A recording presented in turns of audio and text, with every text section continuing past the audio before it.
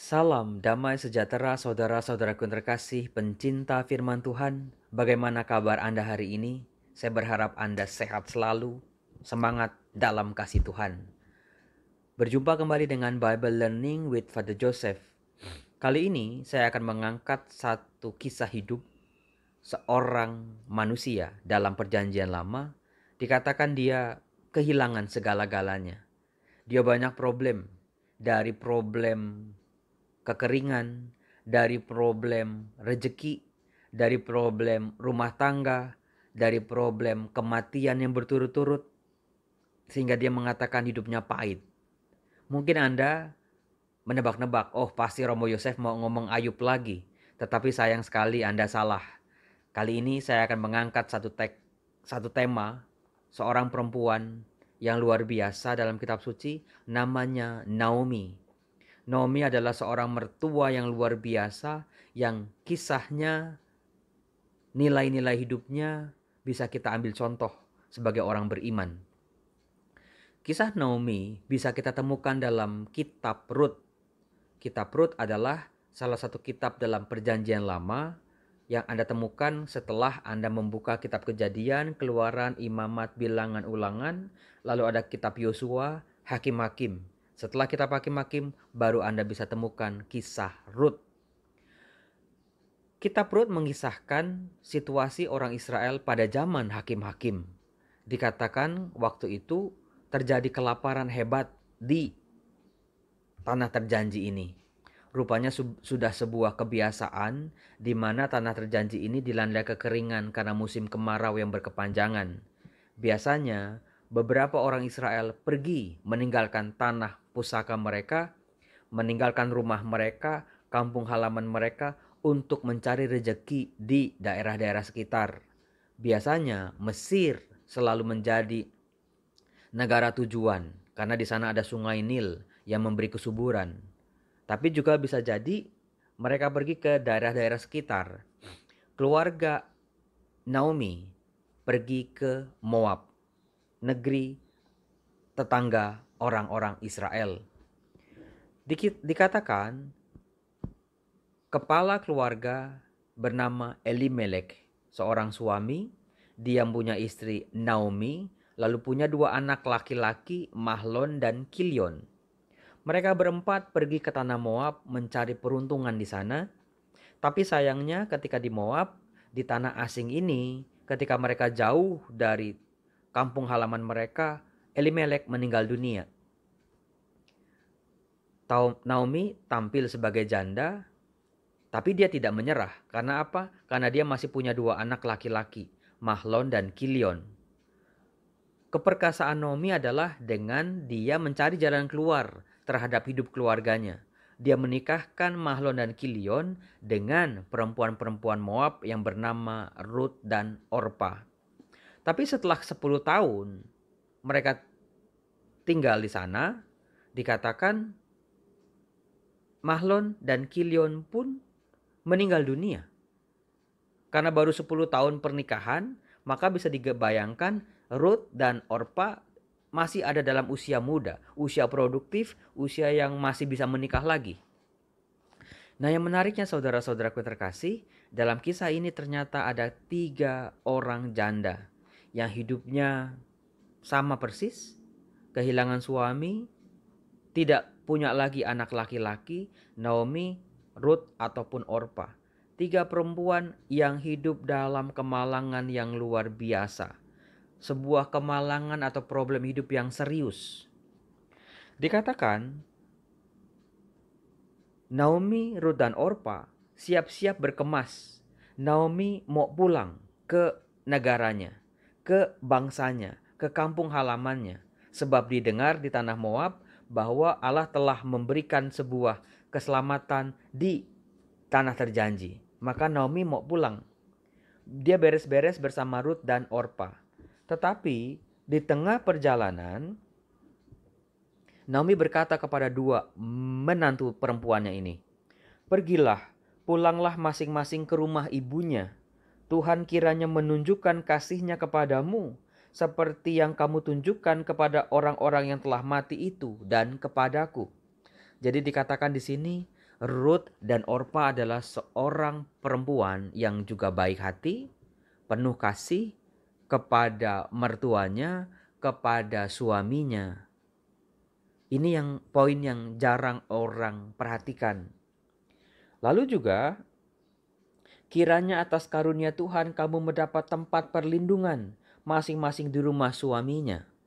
Saudara-saudaraku yang terkasih, meskipun Naomi hidupnya pahit, meskipun dia telah kehilangan segala-galanya, tapi Naomi tidak mengharapkan menantu-menantu perempuannya ini juga ikut serta dalam penderitaannya.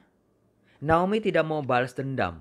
Meskipun dia hidupnya berat, dia hidupnya kacau, dia hidupnya penuh kesedihan, dia tidak mau kedua menantu perempuannya ini ikut-ikutan menderita. Maka langkah pertama dari Naomi adalah memulangkan Ruth dan Orpa. Nikah lagi, pergilah ke rumah orang tuamu. Masih ada pelindung untukmu. Aku tidak bisa melindungi kamu. Dan juga menikahlah lagi. Rebut kebahagiaanmu, ambil kebahagiaanmu, dan hiduplah. Susun masa depanmu dengan lebih baik. Jangan ikut aku, nanti kamu jadi tambah menderita hidupnya. Itu yang mau dikatakan Naomi sebetulnya. Naomi juga berkata, ketika dua menantunya ini menolak untuk pulang ke rumah orang tua mereka, Naomi melanjutkan, "Pulanglah anak-anakku, mengapa kamu turut dengan aku? Bukankah tidak ada lagi anak laki-laki yang kulahirkan untuk dijadikan suamimu nanti?" Lihat, di sini Naomi masih mencari-cari bagaimana untuk menciptakan kebahagiaan, menopang masa depan menantu-menantunya. Tapi dia berkatakan dari dirinya dia sudah tidak punya jalan keluar lagi. Andai kata dia masih punya anak, masih bisa menikah lagi. Dan anaknya itu pasti diberikan kepada Ruth dan Orpa. Tapi Naomi sadar itu sudah tidak mungkin. Lalu juga dikatakan Orpa, menantu perempuan yang satu, dia mengikuti perintah Naomi. Dia mencium mertuanya itu minta diri. Tetapi satu menantunya lagi yang namanya Ruth bersikeras. Melihat Ruth bersikeras, Naomi berkata, "Telah pulang iparmu kepada bangsanya dan kepada para allahnya. Pulanglah mengikuti iparmu itu." Tetapi di sini Ruth lagi-lagi seorang menantu perempuan yang luar biasa, yang baik hati kepada mertuanya. Dia juga kehilangan segala-galanya. Dia tidak menginginkan, meskipun hidupnya menderita, tapi dia tidak menginginkan mertua perempuannya juga menderita. Jadi di sini ada sebuah relasi di mana ketiga orang ini saling menyayangi, saling memperhatikan satu sama lain, meskipun masing-masing dari mereka hidupnya juga berat. Itu yang bisa kita contoh dalam hidup relasi rumah tangga kita semua. Ruth berkata, "Janganlah desak aku meninggalkan engkau dan pulang dengan tidak mengikuti engkau. Sebab kemana engkau pergi, ke situ jugalah aku pergi. Di mana engkau bermalam, di situ jugalah aku bermalam. Bangsamulah bangsaku, Allahmulah Allahku. Di mana engkau mati, aku pun mati di sana. Di sanalah aku dikuburkan. Beginilah kiranya Tuhan menghukum aku, bahkan lebih lagi daripada itu, jikalau sesuatu apapun memisahkan aku dari engkau, selain daripada maut." Naomi meskipun hidupnya berat, tapi dia punya satu berkat yang tersisa, yaitu menantu perempuannya yang luar biasa sama dia.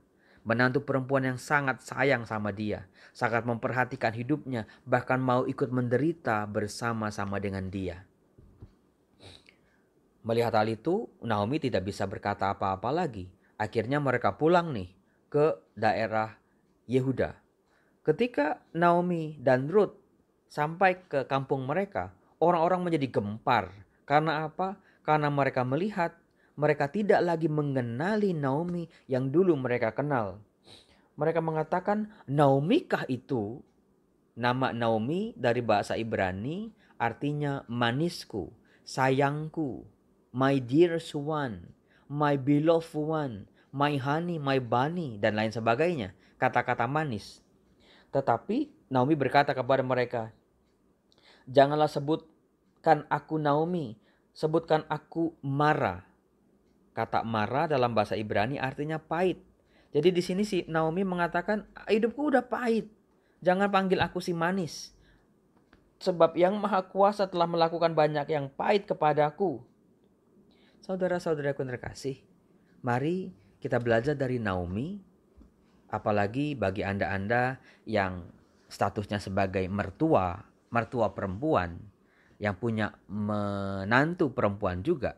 Seringkali relasi menantu dengan mertua ini kalau cocok, kalau akur, akan menjadi hal yang luar biasa. Masing-masing punya anak lagi, masing-masing punya mama lagi, akan sangat luar biasa membahagiakan.